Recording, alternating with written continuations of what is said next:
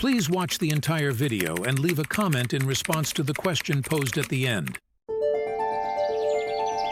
Long ago, in a land beyond the stars, there lived a princess named Jiggong. She was the only daughter of the emperor, and she loved to weave. She spent all of her time weaving delicate cloth and blankets with beautiful patterns. The emperor was proud of his daughter, and he would often sit in silence and watch her work. He was happiest when he had a hard-working and artistic daughter.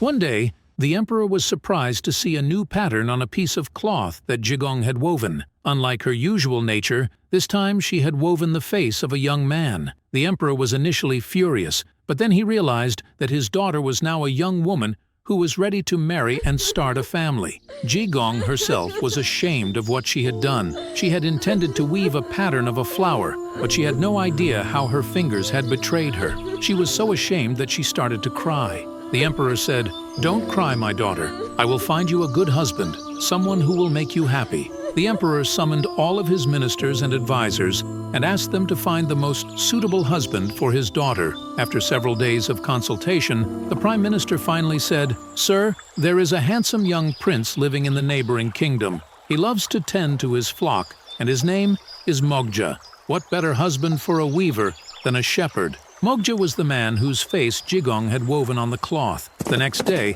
a delegation was sent to the neighboring kingdom, and the emperor of that kingdom agreed to the proposal. He thought that the two were a good match, and the astrologers also declared that the marriage would be auspicious for the young couple. The wedding date was set, and both kingdoms began to prepare for a grand celebration. As was customary, both families gave their children advice before the wedding. Be honest with each other, face challenges together, and seek the counsel of your parents in all things. That way, you will always be happy. Finally, the big day arrived, and Jiggong and Mogja were married. There was no happier couple in the world. They were so in love that they only wanted to be together. They would hold hands, look into each other's eyes, spend all day playing, and count the stars together at night. For a while, things went well. Jiggong's weaving loom became rusty because it was no longer being used. Mogja's flock of sheep became thin and weak from lack of food, and they no longer produced any milk. Weeks and months went by, and the news of the young couple's idleness reached the ears of Jiggong's father, who hated laziness and idleness. He was furious that his daughter and son-in-law had abandoned their responsibilities, and he ordered them to be brought to him immediately. When the emperor saw them, he shouted, "Didn't I advise you to be hard-working and to seek our counsel in all things? Why are you wasting your time? Don't you know that your actions are setting a bad example for your people? For this reason, I will punish you both severely. Everyone knows that you were both very hard-working before you were together. Your punishment is that you will be separated. Jiggong, you will weave in the west, and Mogja, you will tend to your flock in the east." The two young lovers were plunged into deep sorrow. Jiggong, with tears streaming down her face, said, "Father, please don't separate us. I cannot bear to be apart from my husband. I will accept any other punishment you give me, but just let us stay together." Mogja also said, "Your Majesty, I beg you to forgive us. We were so in love that we forgot everything.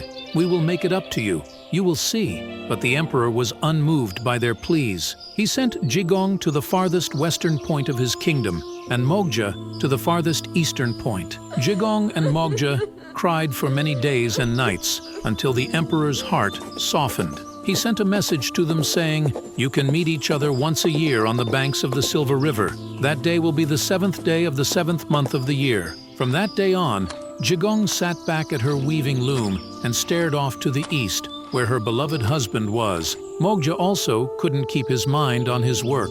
When he was tending to his flock of sheep, his thoughts were with Jiggong, and his gaze was turned to the west, where his wife lived. A year passed, and the day of their meeting arrived. They set out on their journey to the Silver River, their hearts pounding with excitement at the thought of seeing each other again.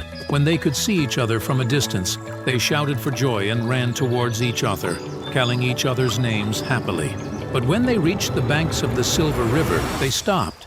The river was so wide that they couldn't cross it.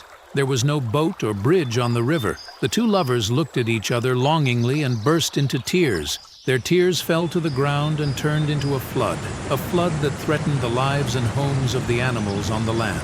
For this reason, the animals held a meeting.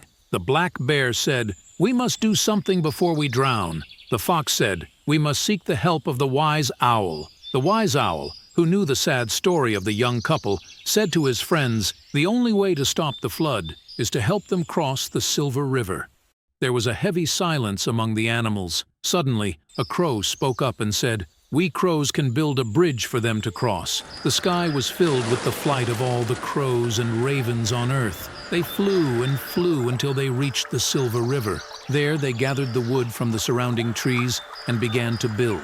They worked together tirelessly, and soon a bridge spanned the turbulent river. When the young couple saw the bridge, they were very happy. Jiggong walked calmly across the bridge and reached her husband, eagerly stretching out her arms. They sat together talking all night, but soon the darkness of night gave way to the light of day, and it was time to return. At that moment, a messenger came from the emperor with the news that Jiggong and Mogja could return to the palace and live together from then on. They were once again the happiest couple in the world. They had learned their lesson from the past and lived happily and contentedly, working as a weaver and a shepherd for many years. From that day on, several drops of rain fall from the sky every morning, and you can't see a crow or raven on the ground on the 7th day of the 7th month of the year. But if you see one, look at its chest. You will surely see that the poor bird has lost a feather while Jiggong was crossing the Silver River. The question I was supposed to ask is, what else could the animals do to bring those two individuals together? Please write your thoughts in the comments. If you are interested in this type of stories, you can also watch these two videos that I provided for you.